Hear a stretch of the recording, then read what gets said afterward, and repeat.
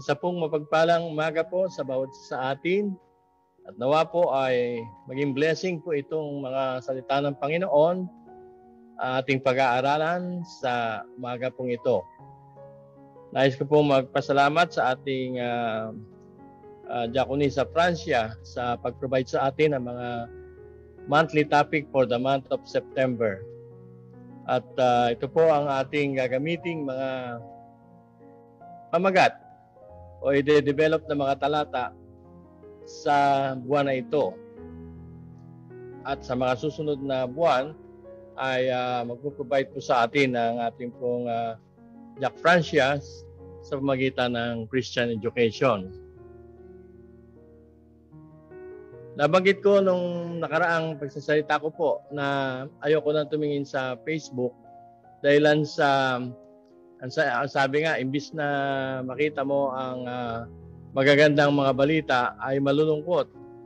Nagiging obituary ang Facebook at doon ko nalalaman ang mga kaibigan, mga mahal sa buhay na kinuha na ng Panginoon. Ang buhay na ito na pinahiram sa atin ay kinukuha ng Diyos. Hindi po ito nananatili dito sa lupa. Tayo ay darating sa ganoong pagkakataon.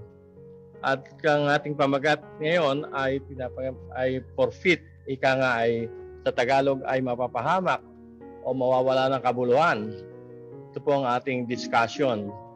Kinuha ng Panginoon ang Kuya Boy Salenga at ayon sa akin na mga nababalitaan, ito po ay masasabi nating masayahing tao. Hindi ba may kanta tayo ganyan? For he's a jolly good fellow. For he's a jolly good fellow. For he's a jolly good fellow which nobody can deny. Lahat po ng matatanong mo kay Kuya Boy ay masasabing siya ay nakapagpapasaya.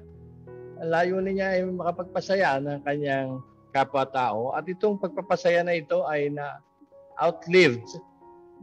Siya ay wala na pero nananatili pa rin ang mga memories na kanyang iniwanan.